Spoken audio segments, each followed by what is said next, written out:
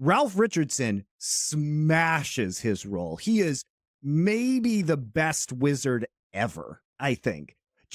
Oh, I don't know about that.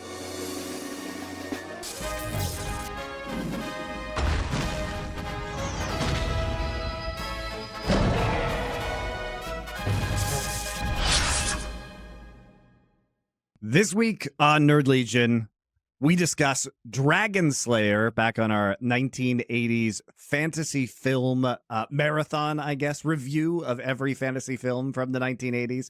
I can't think of a better way to use our time. Next week, we're going to be the world's biggest expert in 1980s fantasy films, Dale. How does that make you feel? I say going to be. I already am. But I'm glad to, bring you along for this journey of discovery. What? It's such a lie. You hadn't even seen this movie.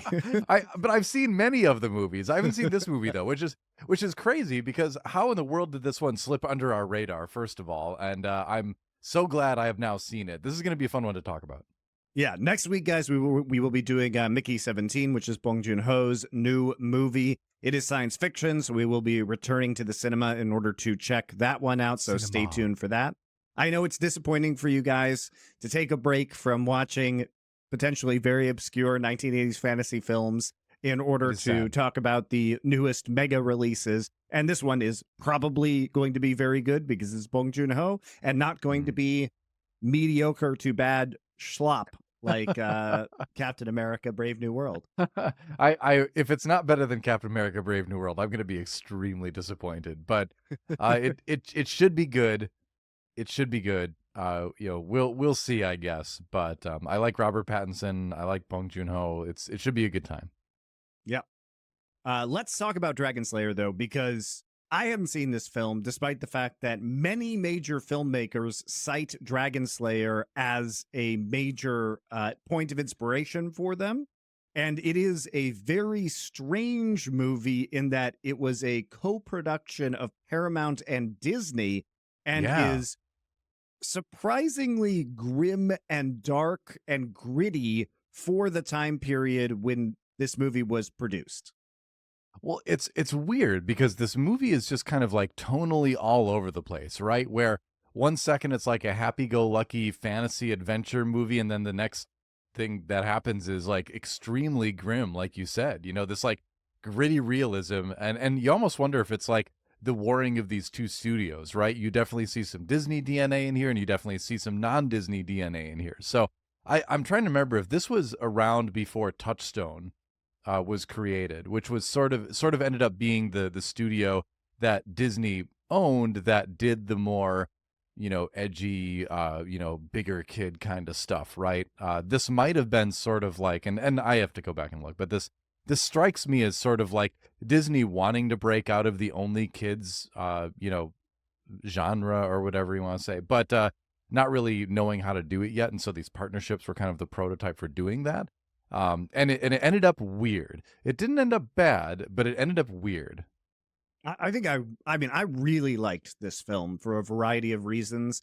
You can see that it's held up extremely well, unlike a lot of other films from this era, and it feels quite contemporary in many ways.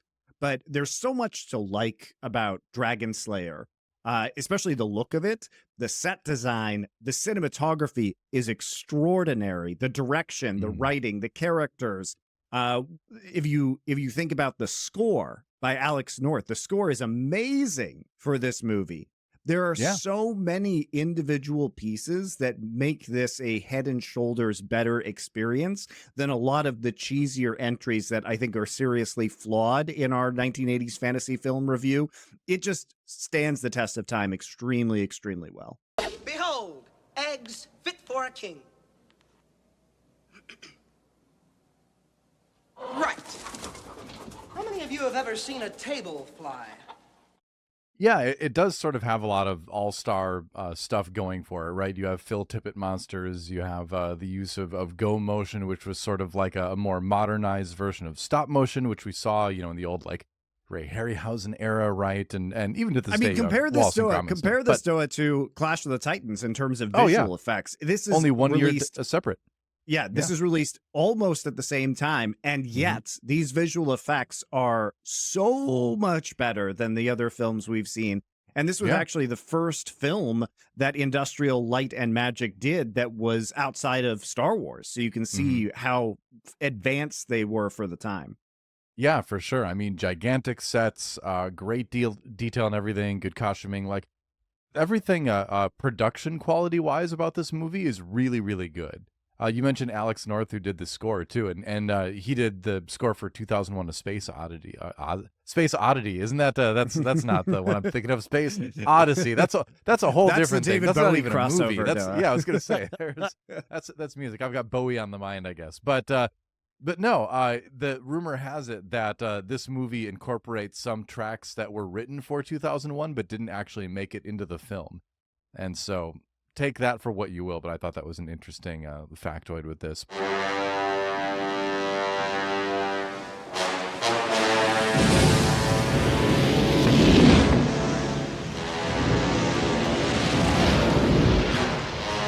But everything's really good. Like I said, to me it's just the clashing of tones where it's a movie that doesn't really seem to know what it wants to be, you know? Does it want to be a fun swashbuckling kind of adventure? Does it want to be more gritty and realistic? We get both of those things kind of like slammed into each other, and like not really in the smoothest way. The transitions between the two are sometimes not good, you know? So I can see why it didn't do spectacularly at the box office. It didn't make its money back in terms of what it needed to. It cost around 18 million from what I read, but it only made about 14 million at the box office. We didn't know about it. I think a lot of people from our generation, probably maybe have heard of it, but probably haven't seen it. So it hasn't really gotten this cult status. It seems like that other fantasy films from the 80s have, like Willow or something like that. Or even Clash of the Titans, honestly. But it really is a great film. But I do think the main thing that kind of held it back at the time and still kind of holds it back now is that, like, who's the audience really, right? I think there's something there for a lot of different people, but I don't think you can put all those people in the same room and have them enjoy the movie in its totality, you know? I think that may have been true at the time, but I definitely feel like there's an audience for Dragonslayer now. In a way, Yeah, it's a I'd agree. film that, in a post Game of Thrones world, actually works a lot better because people are more used to having this grittier take on fantasy. Because Mhm. Dragonslayer takes place in the Dark Ages, and it's not really that glamorous in terms of the peasant lifestyle. The world feels very lived in. It feels very dirty. Everything is foggy. Mhm. Everything is obscured.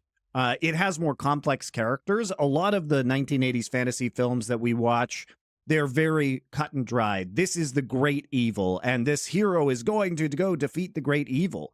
But in Dragon Slayer, the characters are very nuanced, right? Yeah. Even the Mhm. king, you understand the king's motivation because his perception is that this dragon is old. If I feed it, a virgin a couple of times a year on the solstice, it's going to kill less people than if I don't do that, and we're just going to wait it out. You came here and toyed with a monster. Who are you to risk our people, our villages? But your children were dying. Only a few. Does that sound cruel? It is better that they should die that others might live. And so you understand why a random person from hundreds of leagues away coming into the picture and trying to defeat this dragon and failing and having it get enraged is actually potentially causing more damage. So Yeah. everybody's perspective, I think, is really valid, and it brings up a lot of ethical questions. And thematically, Dragon Slayer is a much, much deeper film than other fantasy films of its era.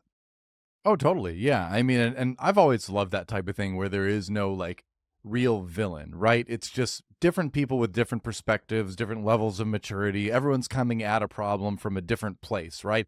And so oftentimes when you're trying to solve a problem, you have a bunch of people working out together, you're going to have very differing opinions about how to go about this and how to accept or not accept consequences from said plan. And so I like that this movie does a very good job of showing all that. I kind of found myself rooting for the, quote unquote bad guys, right? The characters you would call the antagonist, I'm kind of on Team Tyrion the entire way, right? Where it's like, yeah, I would like totally just like off this wizard and his friends and all that. They're coming to mess up my town, you know? Why wouldn't I do that, you know? Then in the end, he just dies, like spoiler alert. And I'm like, oh man, Tyrion was just trying to, I was on Team Tyrion, I think, the whole time. He was just trying to do the right thing, you know? But that's one of the aspects that's so reminiscent of Game of Thrones is you're on somebody's side and they die arbitrarily. Yeah. And that's it. You know, that's it for the character. They really don't pull a lot of punches in this No. film. They outright kill the princess, who is doing something extremely noble, by the way. That's one based princess, Doa, because the princess in this film, she realizes that this lottery system that they're using to select virgins, which is, you know, very reminiscent of the ancient Greek myth of Theseus and the Minotaur, where all of the young people are being sent to Crete. So they pull on some very strong, I think, threads from Greek mythology and other mythologies in order to make this film that are deeply resonant with people, or ideas that people might already know or associate with kind of these fantastical narratives. But I mean, they have this lottery system. The princess is not actually being put into the lottery because the king is obviously trying to keep her out of that, even though he says that she is eligible to be presented as a sacrifice to the dragon. And when she finds this out, she fills the lottery pot with only her own name, gets herself selected, defends the selection, tells the kingdom that she has actually done this, and nobly sacrifices herself for the good of her people. She has a sense of duty, but she just gets eaten by a bunch of dragon whelps, and that's it. That's kind of needless. Like her sacrifice kind of ends up being fruitless, in that it doesn't really solve anything. She just kind of goes. But she thinks it's going to solve dies. things, right? Exactly. It's a very noble thing, but the fact that it doesn't actually result in the purpose that she's seeking with it, right? You know, adds to the dark and grittiness kind of it, where someone can make a noble sacrifice and it ends up being meaningless, essentially. You know.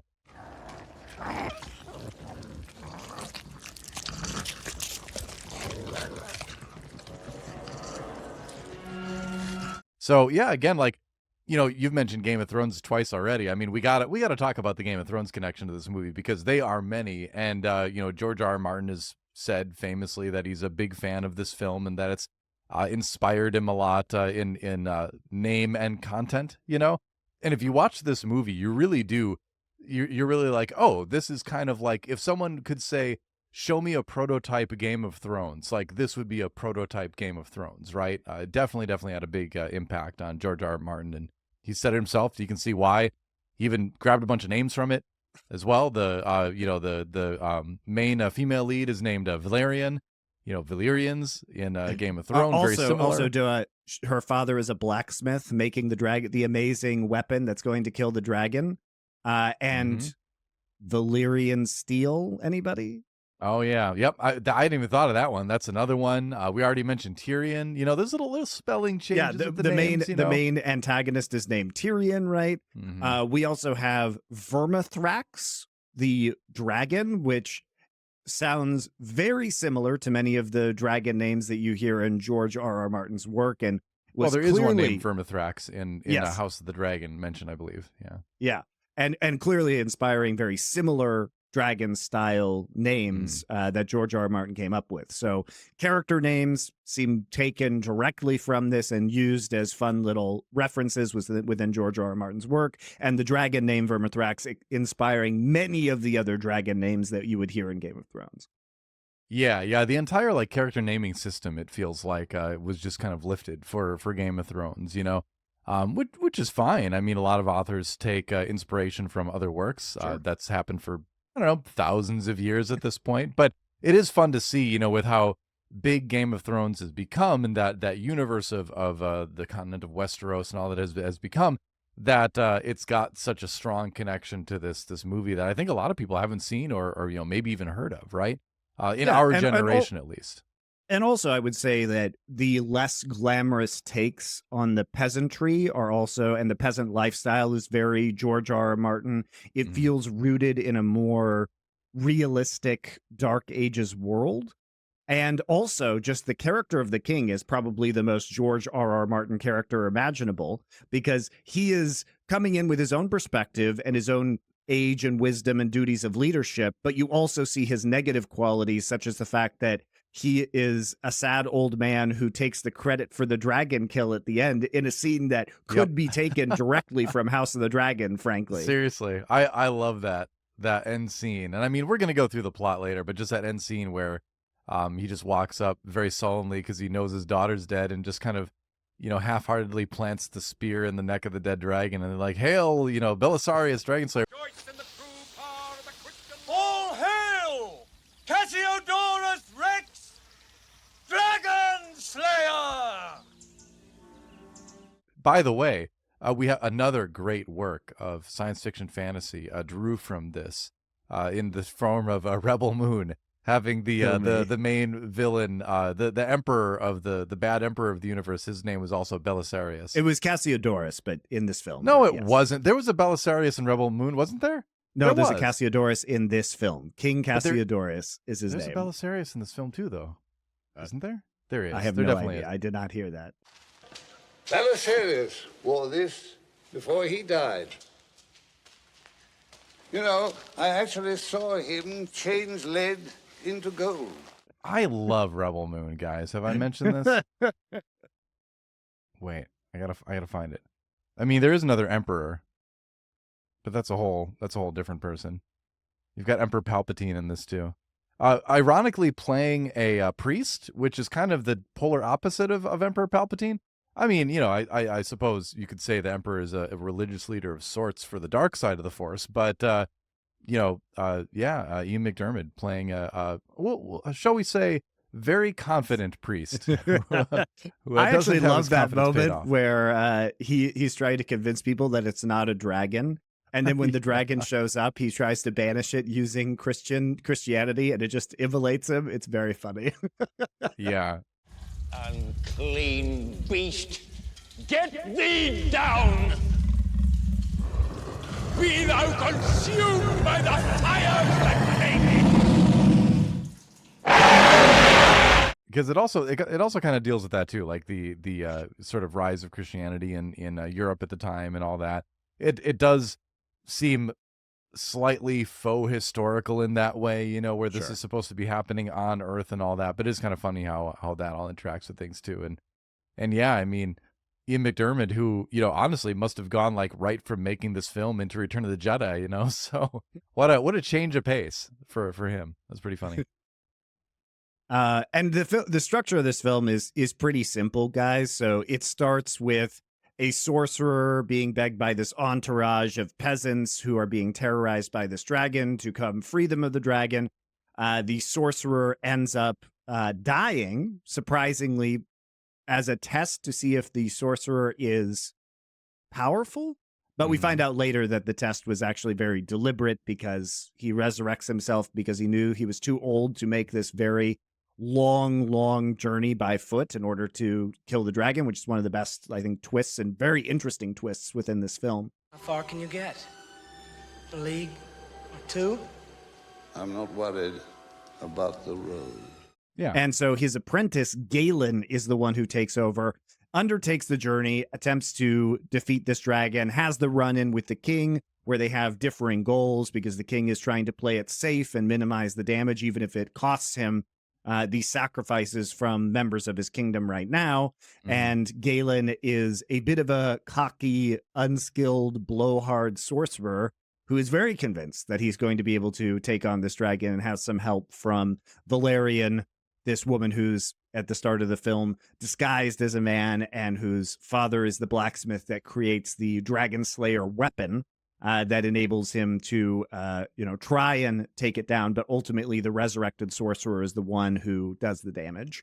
And so they do end up killing the dragon with the self-sacrifice of the older sorcerer. And Galen and Valerian, in love, go on their merry way.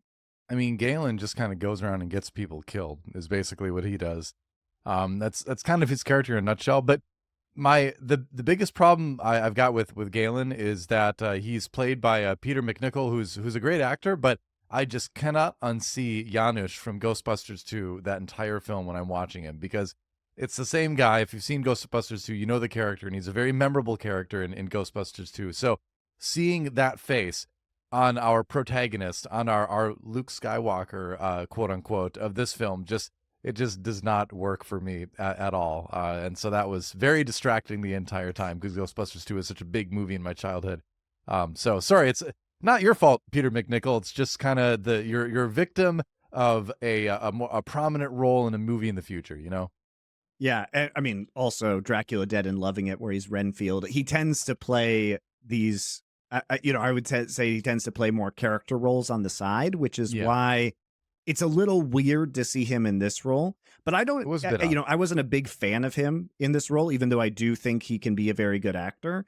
But part of that is because I think Galen's character in Dragonslayer is probably the biggest fault of this film, because Dragonslayer wants this to be believable, right? And so they have this central character who is aspiring to be the sorcerer, but he is not yet consistent or powerful enough to fill that role. But he's desperate in order to help as much as he can. So he does have good motivation, but part of his motivation is also being a bit of a show-off, biting off more than he can chew, being unskilled. And I understand that that is a very realistic take, and a lot of this film wants to be more grounded in flawed characters, like Game of Thrones. But the problem is that it's very hard to root for this character, and I don't think that the performance is enough in any one direction, right? He's not like cocky and slimy enough to identify with that way, or clever enough. And at the same time, he's not heroic either. So he ends up in this very weird middle ground where he's not very compelling. And I think this is also doubled down on because he is acting in scenes with Ralph Richardson, who is a legendary, classically trained Shakespearean British actor. Yeah. And Ralph Richardson smashes his role. He is maybe the best wizard ever, I think. I don't know about that. He's great. Gandalf, Ian McKellen, that's who I had in mind. Yeah, there are going to be some other ones, but I mean, this performance by Ralph Richardson is amazing. When a dragon gets this old, it knows nothing but pain, constant pain. It grows decrepit, crippled, pitiful, spiteful. It is fantastic. It is fantastic. And I think part of the problem is that when Peter McNichol has to act against that, it is intended to show how much lesser he is. But when your central character is way less interesting than this established sorcerer, then you have a problem. And Ralph Richardson is just so compelling. He's so compelling in this role. Anytime he's on screen, I am loving watching his performance. It is great. There's a great task needing to be done. I have been witness to something of consequence to you. Yeah, absolutely. He's fantastic. I would say he's one of the best wizards that we've had on screen, in film over the years, but not the best in my mind. But I think if somebody wanted to call him their favorite, I wouldn't be able to tell them they're wrong. The performance was at that level too. Going back to Peter McNichol's Galen a little bit, it's tough too, because I think part of it is intended to make his character like a little bit less likable. But I think you run into the same problem with him as Galen as you do with Hayden Christensen as Anakin Skywalker in Clone Wars, right? Where the character is written to be sort of unlikable in a way. He is a little bit whiny. He is a little bit overconfident. He's not really, a hero per se. But the problem is, again, like you said, when you make that your main protagonist, then it makes the film very difficult to get into on that level, because you don't have that person to root for. And it is hard to root for Galen. I would say maybe kind of towards the end, where he realizes he messes up and he's going to go fight the dragon with the spear by himself. He's going to try to make it right. You're like, okay, well, at least you're trying to make it right now, even though you've gotten a bunch of people killed. But, I think it's that same thing. He's got that Clone Wars Anakin syndrome, right? Where the character was written a little bit too unlikable and the performance is a little bit too annoying and too, snivelly, right? To make him a truly likable protagonist, and yeah, I think that's another thing where I think it's those types of little things that are what prevented this movie from, being the big hit, right? Because again, production He value. also looks like a little dork, frankly. I mean, he's got that look, right? He's got that look where he doesn't look, super heroic, right? He looks a little bit more smarmy. He looks a little bit more, like I said, sniveling sort of. Great as Janusz in Ghostbusters 2. Perfect role for him. Being the heroic protagonist, yeah, some people, it works for, some people it just doesn't, and putting him in that role, again, I think was a decision. I think it was a decision because the character is not a heroic character. But again, that said, you can make that decision, and I can't say that was wrong for the writing of the film. But when it comes down to it, when someone's going to go into this thing, and again, a lot of it is presented as sort of like action adventure fantasy, lighthearted, but then you've got this character and you're like, well, this feels weird. There's a lot of like discordant notes that I think push people away a little bit. So like I said, great production, but it's one of those things that keeps it from being, like an all-time classic, You're an idiot. You're going to die tonight. This is the last time I'll ever speak to you. Thank you. If you're going to create a character like this too, think about Han Solo in Star Wars. You have to create character beats where there is some internal nobility that is in a battle with something else. And in Han Solo's case, there is a genuine, there's a genuine desire to resist the Empire and to resist the tyranny, but it's also tied up with his desire for short-term gain and self-preservation too. And self-preservation, short-term gain, wealth, creating money for himself and having those wins. And the problem with this is that this character could have been, his two motivations are genuinely trying to help these people and being self-sacrificing and potentially dying in order to kill this dragon, as well as he's kind of a show-off, right? He wants to be the guy. He is overcommitted. He's overconfident in his own abilities. But the problem is that we never actually have the story beats where the self-sacrifice desire to help people wins out over him being a show-off. We see both sides, but we have to interpret that. There's not the moment of clarity that we have with a character like Han Solo.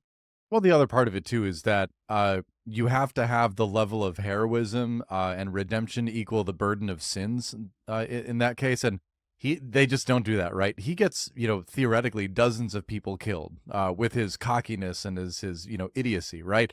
And you can't do that early in the film and then have us root for this guy, right? Because even if he kills the dragon, in the back of your mind, you're still like, yeah, but he got all those other people killed and they would still be alive if he hadn't just decided to interfere to begin with, And so it's one of those times too where they gave the character like a little bit too much to account for, that it was going to be really difficult for them to have a genuine redemption arc in this case, which is what is needed when your protagonist makes mistakes that results in the death of many people. And so that's hanging over this character in this movie's head too, right? Because it's another reason why it's really hard to root for him. Because again, even if he succeeds, you can't bring all those people back, right? And he doesn't even save the princess either, And so, sure, I think that's fun for the storytelling side of things, but for making a Hollywood blockbuster, that doesn't work too well. Yeah, it'd be like if Han Solo, when the Millennium Falcon was leaving Tatooine, shot down like a school bus or something like that on the way out to try to block the Empire from chasing them, where it's like, even if he comes in and saves the day at the end, he's still like killed all those children. So, or what if Han Solo, found a bounty of a rebel agent that he cashed in on, right? It becomes harder to like him after that. I don't think it's impossible. Sure. You just need more redemption.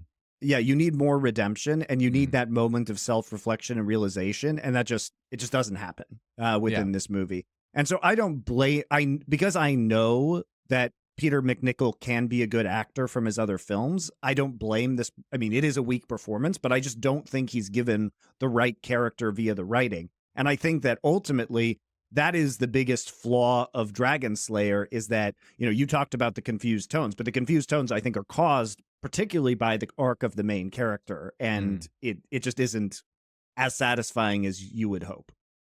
Yeah, for sure. Because again, they do try to present him in a lot of scenes as this like Luke Skywalker-esque, character, like, oh, I've got potential. I'm in the big wide world now, but then they have him do, stuff that's just irredeemable, So yeah, that is a big part of it for sure.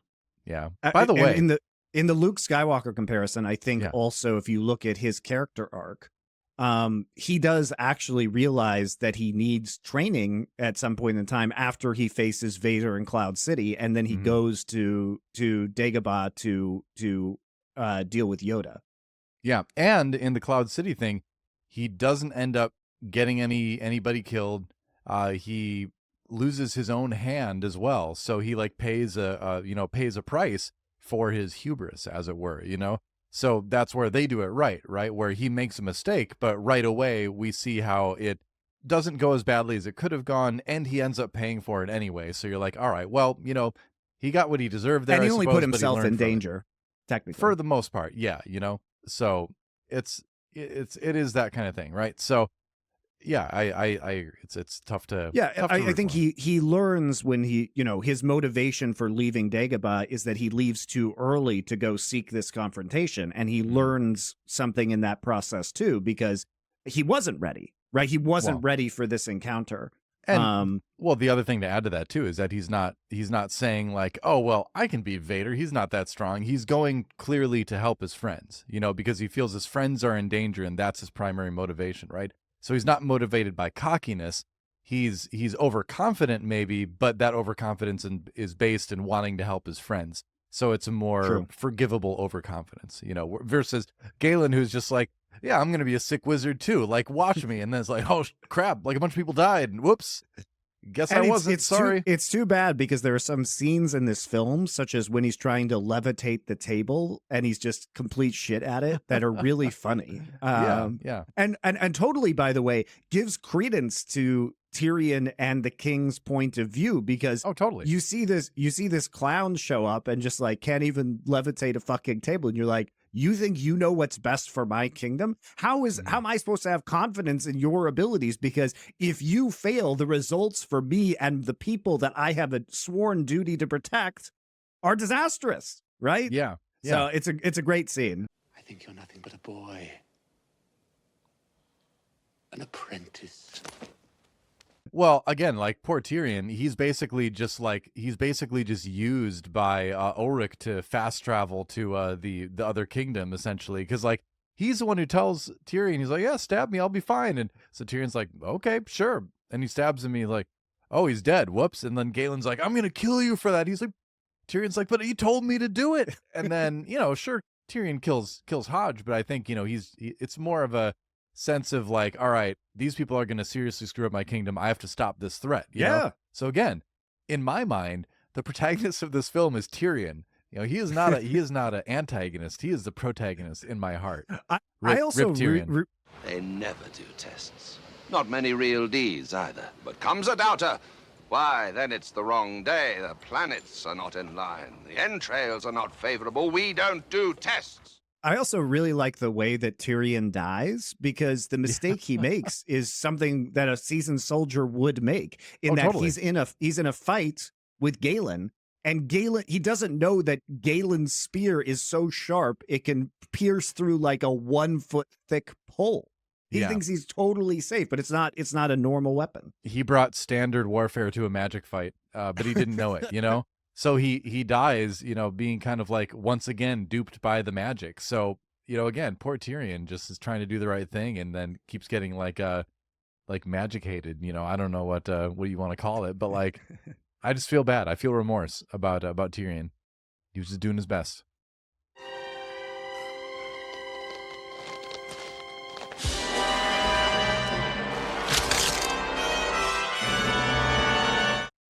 I want to talk about some of the technical aspects of this film, because just as a piece of filmmaking, it is very, very good, because whatever flaws may exist in the story, and I think the story is still really compelling, it just prevents this movie from reaching like legendary status. This is a film that deserves to be watched. Yeah. We do have to talk about, I mean, the direction, the writing in this film, but I'm going to start with the cinematography of Dragonslayer because this is really interesting. So the cinematographer was Derek Vanlint, and he was also the cinematographer for Ridley Scott on Alien. And you can really see the similarities with Alien within this movie, particularly the limited views of the creature early on, the dragon early on, the sequences in these tight corridors in the dragon cavern are very reminiscent of the shots of Alien on the Nostromo on the ship and all of the crawl tubes and everything, the claustrophobic feelings that you get from Alien. But what I think is so interesting about this guy, Doa, is that he just completely stopped doing feature films after this. Basically, Dragonslayer ended his whole career. Wow, poor guy. But here's what's interesting: it was his choice. So he was actually asked to be the cinematographer on Blade Runner by Ridley Scott, and he said no. And then Doa, he was asked by James Cameron to be the cinematographer on Aliens, and he said no. And he instead recommended his protege to be the cinematographer on the film. So he basically just started directing commercials in Canada, and he never did this kind of cinematography again, which is such a shame because it's beautifully shot. And look, it's so rich to look at this film. The lighting is amazing in this. It really looks beautiful. The shots are amazing. The suspense that you get around the dragon is amazing. The effects shots and the cinematography, especially in the final fight sequence where the dragon's flying and they're on top of this mountaintop and all the clouds in the background is just beautiful.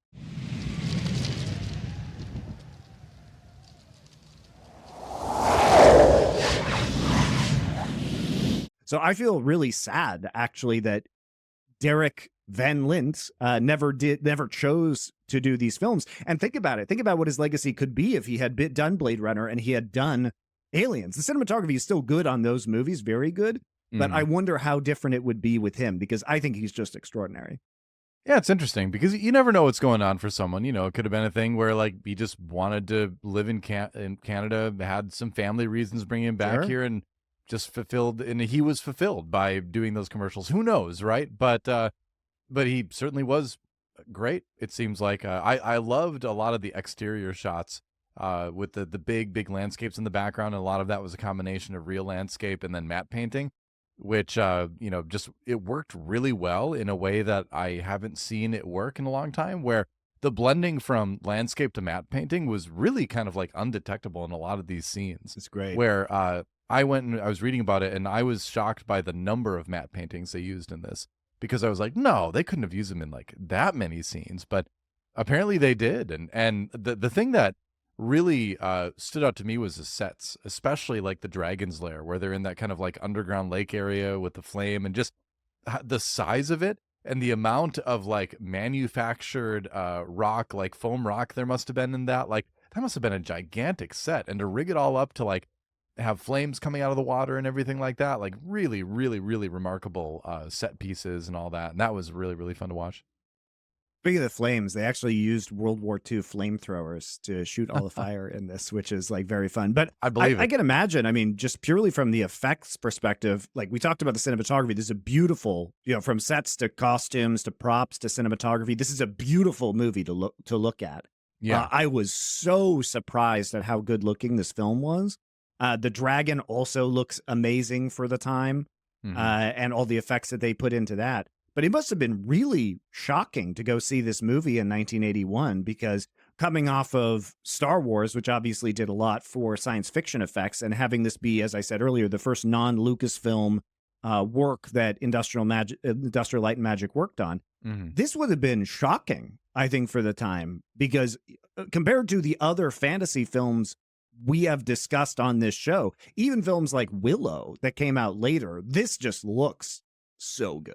It looks so for good. sure. I mean, the dragon in this looks way better than like the Hydra kind of creature in Willow. It moves so much more smoothly. Just a movement, both in flight and just walking on the ground on the dragon was like really, the really compositing good of the for dragon time. in flight looks amazing too. Yeah, for sure. And the only effects wise, the only thing that like I really didn't get into was the baby dragons, who were very, very much puppets and looked very puppety. It was the old throw the puppet at the actor and have them go, like I didn't that took me out of it. But that was the only thing in the movie where I was like, okay, well, it's a little bit, it's we're in ROUS territory here, where again you just throw it at the actor. But yeah, everything else looked really, really good, I thought.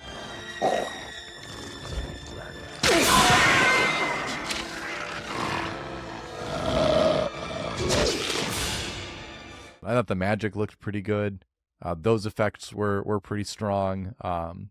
And I kind of want to see some of that kind of stuff come back. But what surprised me the most was that in the end, Ulrich the Wizard's plan was to just become like a wizard bomb and just get picked up by the dragon and then explode. And that was his plan, which I love. I love that that was his plan. But he was like, okay, wait, here's my plan. I gotta get stabbed and then turn into ash because I'm going to be cremated, and then essentially fast travel Skyrim style from my castle to this mountaintop, basically, to the land where the dragon is, so I can come back and then become a wizard magic bomb and explode the dragon. That's our plan. And along the way, a wonderful person named Tyrion will unfairly give his life for my, haste.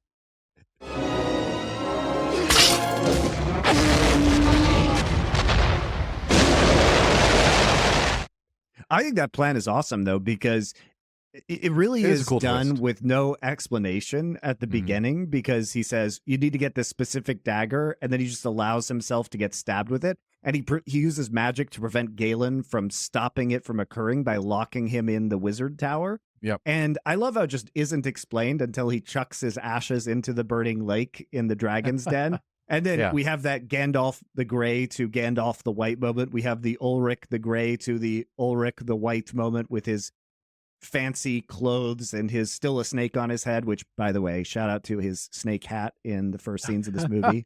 Fucking awesome. If there's any movie prop out there, I hope I can get someday, it's that snake hat. But yeah, they do have, like, Hodge kind of allude to the fact that his ashes are very important to get there, because that's kind of his like main mission he gives Galen. He's like, you got to take these ashes to, the lake or whatever, and he doesn't understand it until the very end, but it is cool. It was a neat twist for sure.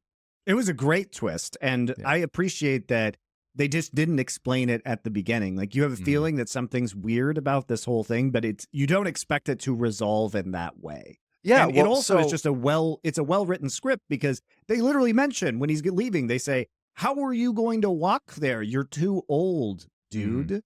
And he resolves that himself very cleverly. And it seems like a wizard plan or a sorcerer plan. And I really love that. It's super thematically appropriate. And it's like an old school, dark and gritty wizard's plan. Like, I'm going to actually just like die so that I can travel as cremated ashes, basically.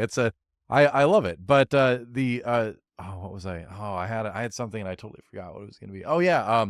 There's this thing in Hollywood that's been pretty popular over the last, 5-10 years, Monty. I don't know if you've heard of it. It's called Subverting Expectations. And so this has become, let's do the opposite of what you would normally expect from this property, because it's subverting expectations, right? Let's make Star Wars, really extra, stupid, and let's have the heroes be just like really dumb instead of heroic, and that's subverting expectations, right? But this movie actually subverted expectations in the proper way, where you take a narrative beat that you think you know how it's going to turn out, and it turns out differently, but for a very fun, clever reason. It doesn't just take a character and have them do something totally out of character, because that's subverting expectations.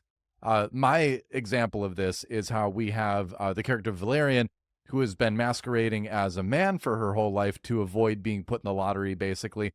And then when she reveals herself to be a woman after they think the dragon is dead, but then it's not, and then there's another lottery, automatically you think, okay, well, this is a fantasy story. Obviously, they're going to pick her name because that's going to be the most dramatic thing. But then you have the twist where the princess has replaced all of the names with her name, right?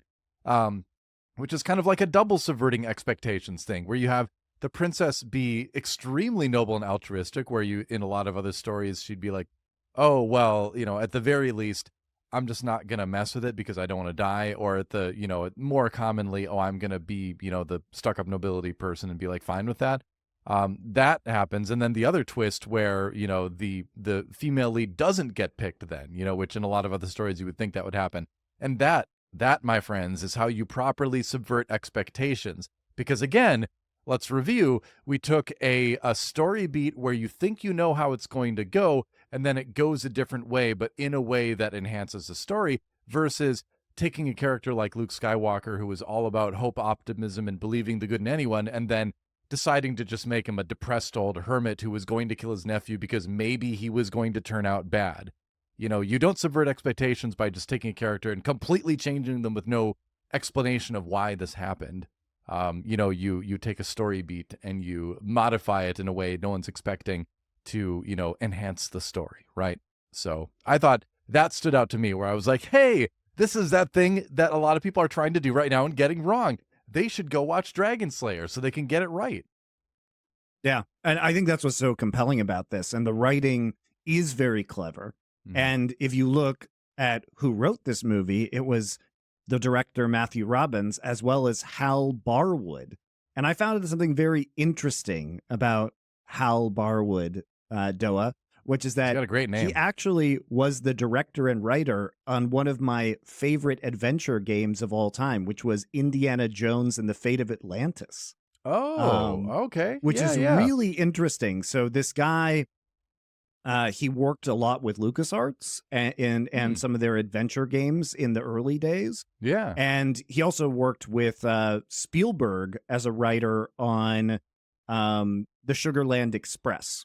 Mm-hmm. And so that was also written by Matthew Robbins. So these guys actually do have some chops.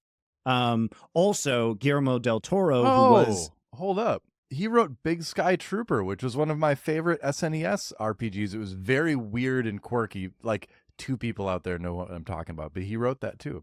Amazing. Okay. Sorry, continue. Yeah. So these guys actually have a very interesting history of, I think, very quality projects. And, Guillermo del Toro is one of those directors that has cited, this film as influential to them. And then later, he actually worked directly with Matthew Robbins on one of his films, Crimson Peak. Now, I don't think Crimson Peak is a particularly good movie. Yeah. All right. It depends. Now, I will say about Crimson Peak, as somebody who has read a bunch of these like Gothic Victorian novels on which it is based, it is deliberately cheesy, like those novels from the late 19th century. So it is true to form of that kind of media. I just don't like that kind of media. So Crimson Peak didn't really do it for me. But I do recognize it as a pretty faithful, modern interpretation of what a Gothic novel would be. But he did work on that. And he, so the influence that Guillermo del Toro has cited to this film, I think directly contributed to some of these guys working with Guillermo del Toro later on, many years later. Yeah, it's cool to see this type of these people come back, right? Because they've got that talent, they've got that sort of like style of doing things too, and you can be sure that it's another instance of this movie, I think, having an impact on people, right? And you can definitely see why. It's like we've said, it's a very flawed film in some ways, but it's just so good and so kind of revolutionary when you put it up against a lot of the other stuff of the time that was coming out, that it's I am kind of a little bit shocked that that it isn't talked about more, and maybe somehow, as far as this movie goes, we've just been living under a rock our entire lives, and somehow we just missed it, like ships passing in the night or whatever. But I just don't get how that could happen with how much from this decade I've watched, and how into the genre I've been for so long. Like, I have no idea how I never saw this before now. But I'm glad I did. It was great. Well, I think it is a cult film, right? And so For there are going to sure, be for a lot sure. of people who really enjoy this. I think the reason why we didn't hear it, Doa, is because it's so tonally different to a Yeah. lot of the more children-focused, good versus evil fantasy films. And if you want the gritty fantasy experience, Doa, frankly, like this genre has been advanced to the point where I can go back and really enjoy this and appreciate it. But a lot of people probably first saw this in Game of Thrones, which, came along later and felt like, the zeitgeist, the audience expectations had been kind of put in that place by the 2000s, whereas this was very ahead of its time. I The just don't nation think wasn't people cynical and jaded enough yet, I think, to really latch onto it. exactly. Yeah, this is a post 9/11 feel, man. Like what can you say? It is. I mean, you're absolutely right. As far as the zeitgeist goes, you're absolutely right. Yeah.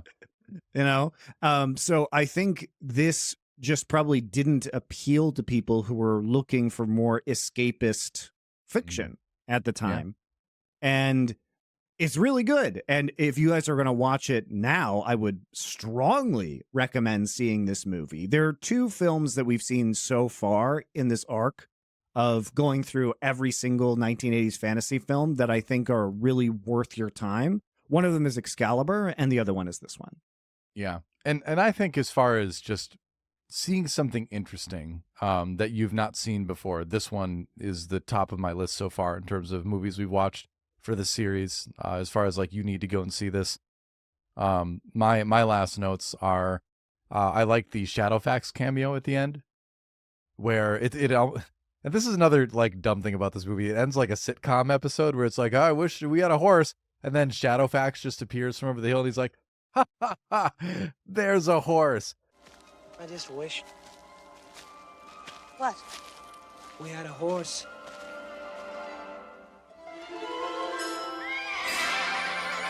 And then we get this like goofy music at the end of the movie, like do do do do do do do do do do do, and like that's how the movie ends. And I'm like, this movie again has no idea what it wants to be, tonally.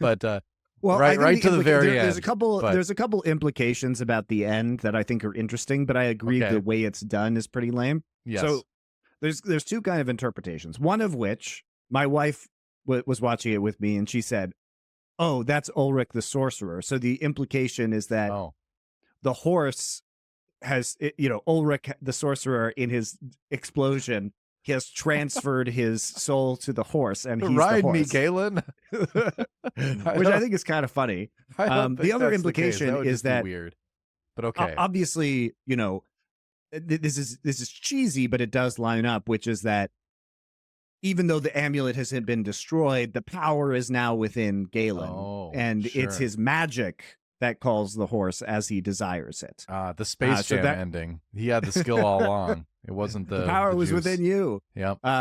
So I think there are a couple interpretations you could take about the ending, but yes, the way it's done and the suddenness with which it ends is weird. Yeah. And I agree, is totally inconsistent with the rest of the film. Mm-hmm. Yeah, but again, at the end of the day, even though these are all things that contributed to it not being a success in the box office, these are things that contribute to it being very, I think, lovable. And and you can forgive its goofiness sometimes because the whole package is thoroughly entertaining. So what's interesting is it was well reviewed at the time of its release. Yeah, for the most part. But you can tell the average movie going public, like, just it's like that scene in Back to the Future, right, where Michael J. Fox is like, your kids are gonna love it. It was just a little bit ahead of its time, I think, at the point. And again, it did have those flaws too. Again, you can have both of those tones in a movie, but you just shouldn't do it the way that they did it. The main character things we talked about, it has its issues for sure, but a lot of it too, I think was like I said, it was a little bit ahead of its time story wise. So excellent movie though, and it has aged absolutely beautifully. It is probably better today than it was released because of the direction in tone in which a lot of media has gone. And also because now in retrospect, we can see how much this movie inspired people. And even though this is a cult film, all it needed to do was reach the right people in order to have a really profound, I think, effect on modern fantasy media, which it absolutely has had by the words of profoundly, influential people within that realm. And we see that, I think, very much on display. And I think you'd be surprised that this would have been made in 1981 if you watch it now. And I think also part of the reason why people haven't watched it, Doa, is because it's hard to get. Paramount and Disney own this. They co-produced this film. Is it available on Disney Plus? No. Is it available on Paramount Plus? No. Is it even available for rent on Amazon Prime? No. Yes, it is. That's where I watched it. I rented it on Amazon Prime. Yeah. Well, you're in Korea. I couldn't get it. Yeah. I'm in Korea. I had to get it off of Apple TV. So I had to rent it off of Apple TV. But it is more difficult to get this. And it is shocking that you cannot get a Paramount Disney film on either the Paramount or the Disney streaming services today. Well, it'd be weird to have this movie on Disney Plus. But I guess Paramount Hulu? just isn't interested in it enough. Yeah, sure, maybe Hulu. Yep. Hulu, it's owned by Disney. Like, can we get this somewhere, please? Maybe there's some sort of rights entanglement where neither of them can agree on which platform this is going on. It may simply not be important enough for them to care because how many dollars is Dragonslayer really bringing in? At least one for me this week, 99 cents plus tax, I guess. But it is, again, I think the main value is seeing this and then understanding how it influenced other people. So, when the end of Game of Thrones is finally written and it's different from the terrible TV show ending, but the ending is still Daenerys going, I wish I had a dragon, and then a white dragon flies around from behind the mountain, and it ends, and Jon Snow is like, ha, ha, ha, and then, you scan a QR code, and you hear the music, do, do, do, do, do, do, do, do, do, then that's, when it ends like that, you're going to know it was more influence on George R.R. Martin from this film. I mean, the music at the end may be cheesy, but as we said earlier, Alex North crushed the soundtrack to this film. Yeah, it's not the music itself; it's where it's used, right?